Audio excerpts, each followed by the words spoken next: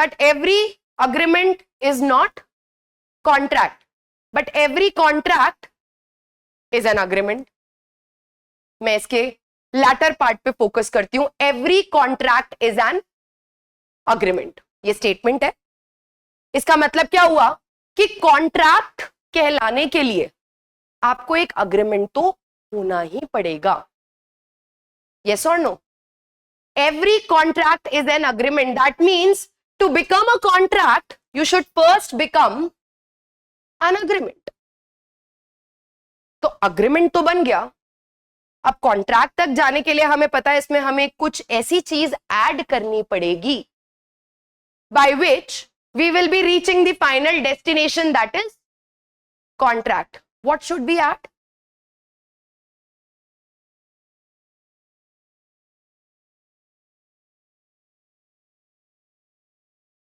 Enforceability.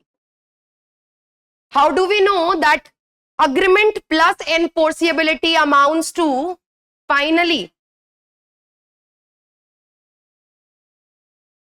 the contract? कैसे पता हमें? 2 clause H, जहां पे कॉन्ट्रैक्ट को डिफाइन किया गया है एज एन अग्रीमेंट. सबसे पहले तो डेफिनेशन में सबसे पहले क्या लिखा है? An agreement.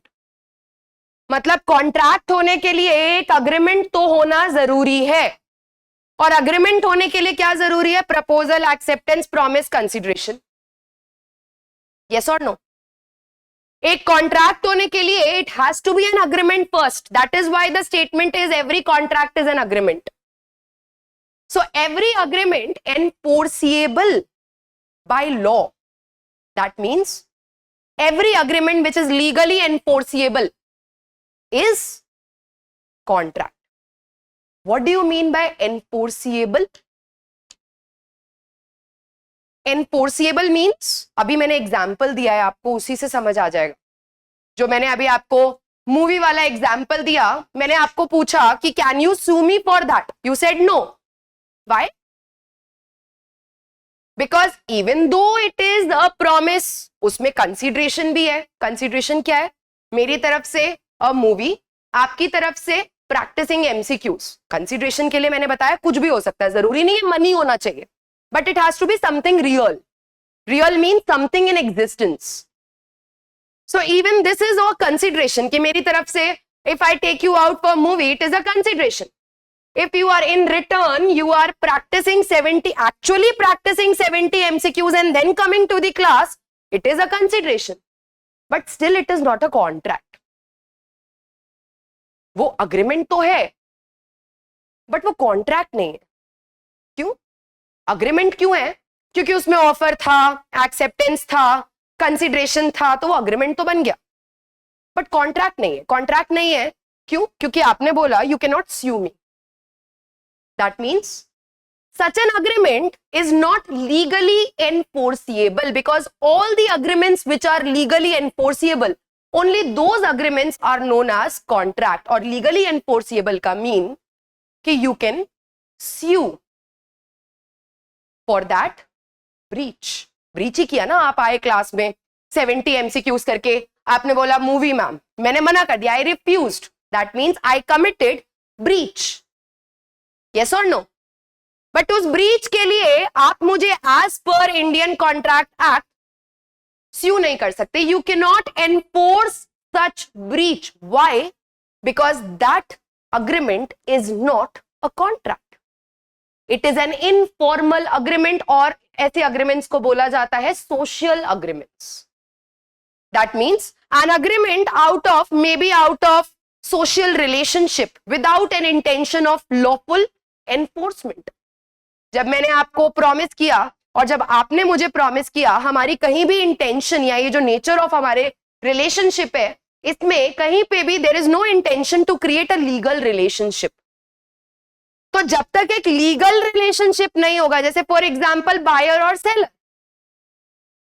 जब बायर ने सेलर को प्रॉमिस किया that I will pay you in return of your car, seller ने बायर को प्रॉमिस किया in return of consideration I will sell my car.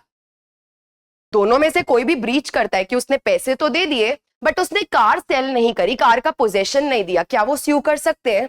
Yes, because वो एक ऐसा अग्रीमेंट है जिसको करते समय both the parties they had an intention to create not just a relationship with each other but a legal relationship with each other. Not a domestic relationship, not a social relationship, but a legal relationship. So whenever there is an intention to create a legal relationship with each other, और उस legal relationship के intention के साथ आप जो agreement या promise करते हो, जो रेसिप्रोकल प्रॉमिसेस करते हो, सिर्फ उसी अग्रीमेंट को क्या बोला जाएगा? कॉन्ट्रैक्ट. कोई भी अग्रीमेंट जो out of natural love and affection, out of a domestic relationship, होता ना, husband and wife, they are in domestic relationship, we are in social relationship, I am your teacher, you are my student, हमारा एक social relationship है. There is no legal relationship, there is a social relationship, husband and wife, domestic relationship. तो क्या domestic या social relationships में आप लोग आपस में फ्रेंड्स हो, आप लोग भी तो कई बार कई प्रोमिसेस करते हो. क्या आपकी इंटेंशन है कि इस पर्सन ने, मैं इसको ये बुक तो दे रही हूं 2 दिन के लिए पढ़ने के लिए, मेरी बेरात, अगर इसने ये लौटाई नहीं, I will approach the court. क्या ऐसा इंटेंशन होता है? No. Why? Because there is no intention to create a legal relationship. Legal impossibility will be there only when the parties, the promisor and the promisee, they have an intention to create a legal relationship with each other, जो sale में होता है, agency में होता है, mortgage में होता है, bailment etcetera. But social relationships में, सोशल अग्रीमेंट्स, डोमेस्टिक रिलेशनशिप में जो डोमेस्टिक प्रॉमिसेस एवरी डे, ऐसे तो कितने बार हम अपने डे टू डे लाइफ में अपने फ्रेंड्स से, अपनी फैमिली से इतने सारे प्रॉमिसेस करते हैं, प्रॉमिसेस को ब्रेक भी करते हैं. हर चीज के लिए स्यू करने लग जाए. Do you think that is possible? That is rational? No. इसीलिए every agreement is not a contract. Only those agreements are contract in which there is a legal enforceability, and when legal enforceability will be there? Whenever there is an intention to create a legal relationship with each other, not just a domestic or a social relationship. तभी बोला जाएगा कि ये agreement अब legally enforceable है. That is why it is a contract. Legally enforceable means कि दोनों में से अगर किसी भी पार्टी ने अपने प्रॉमिस को ब्रीच किया, वायलेट किया, ब्रीच मींस वायलेट, तो जो अग्रीव्ड पर्सन है वो स्यू कर सकता है डिफॉल्टर को. That is legally enforcing the contract against the other person, and it will only be there whenever there is an intention to create a legal relationship. तो क्या मैं एनफोर्सिबिलिटी के साथ यहां पे इंटेंशन भी लिख सकती हूं? बिकॉज जनरली जब आप पढ़ते हो तो एनफोर्सिबिलिटी का क्या मतलब होता है? सेक्शन 10. सेक्शन 10 होता है. सेक्शन 10 अभी जो हम देखेंगे, जहां पे essentials of a valid contract दिए गए हैं कि एक अग्रीमेंट लीगली एनफोर्सिएबल कब होगा. एक अग्रीमेंट लीगली एनफोर्सिएबल तब होगा जब पार्टीज कॉम्पिटेंट है, माइनर नहीं होने चाहिए, अनसाउंड माइंड के नहीं होने चाहिए, मेजर होने चाहिए, साउंड माइंड के होने चाहिए. एक अग्रीमेंट लीगली एनफोर्सिएबल कब होगा? एक अग्रीमेंट लीगली एनफोर्सिएबल तब होगा जब प्री कंसेंट है. गन पॉइंट पे रख के अगर आपने कंसेंट लिया, एक्सेप्टेंस लिए, तो क्या वो प्री कंसेंट है? नो. तो वो अग्रीमेंट कॉन्ट्रैक्ट तभी होगा जब कंसेंट फ्री है. एक अग्रीमेंट कॉन्ट्रैक्ट कब होगा? एक अग्रीमेंट कॉन्ट्रैक्ट तब होगा जब लॉफुल कंसिडरेशन है, लॉफुल ऑब्जेक्ट है, दो लोगों के बीच में अगर एक अग्रीमेंट हुआ है, I will pay you 50,000 if you kill C. क्या ये कॉन्ट्रैक्ट, क्या आप इसको लीगली एनफोर्स कर सकते हो? क्या अच्छा उसने कर दिया सी का मर्डर, अब जब आया 50,000 रुपीज, आपने मना कर दिया, वो कोर्ट चला गया, उसने मुझे बोला था सी का मर्डर करने, I murdered C, he is not giving 50,000 rupees, क्या होगा फिर? Legal action against the person जो कि स्यू करने गया है. Why? Because in this the consideration और द ऑब्जेक्ट इज इलीगल. तो एक अग्रीमेंट कॉन्ट्रैक्ट तभी होगा, या एक अग्रीमेंट लीगली एनफोर्स आप तभी कर सकते हो जब उस अग्रीमेंट में जो ऑब्जेक्ट है, जो कंसिडरेशन है, वो लीगल है. ये सारी चीजें कहां दी गई है? सेक्शन 10 में दी गई.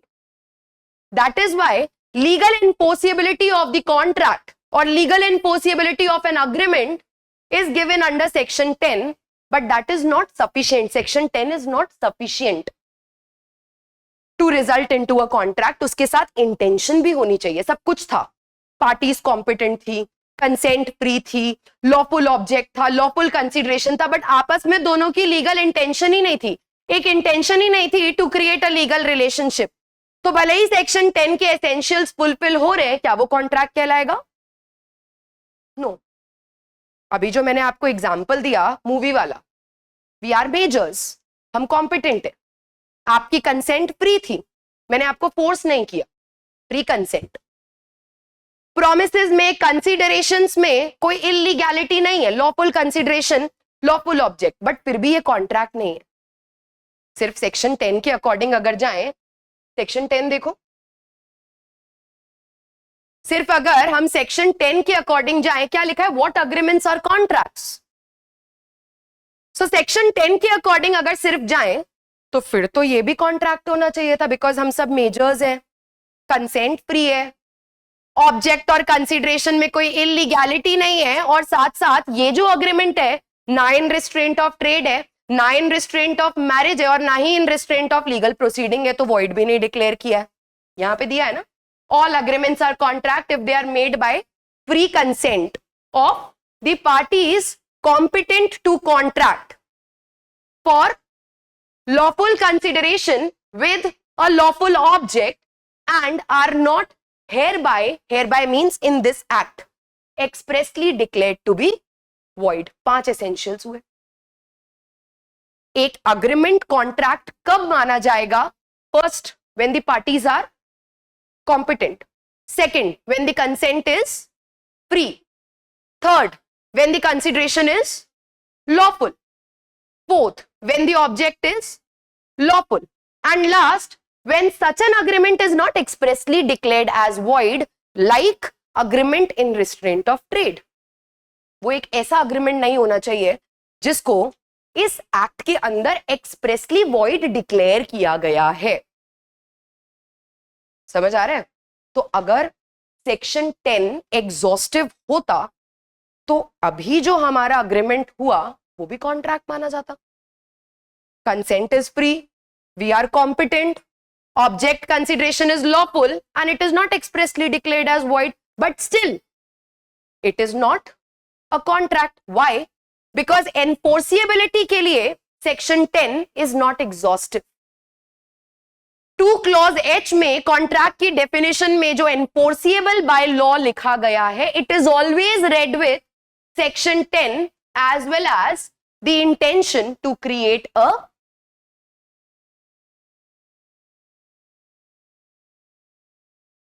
Legal relationship. ये एक बहुत बड़ा मिसकंसेप्शन होता है. जब भी हम पढ़ते हैं तो हमें हमेशा यही बताया जाता है agreement plus legal enforceability equals to a contract, और यही बताया जाता है कि legal enforceability means section 10. Legal enforceability is not all about section 10. Section 10 is not exhaustive about legal enforceability, because along with the essentials of section 10 there has to be an intention to create a legal relationship with each other.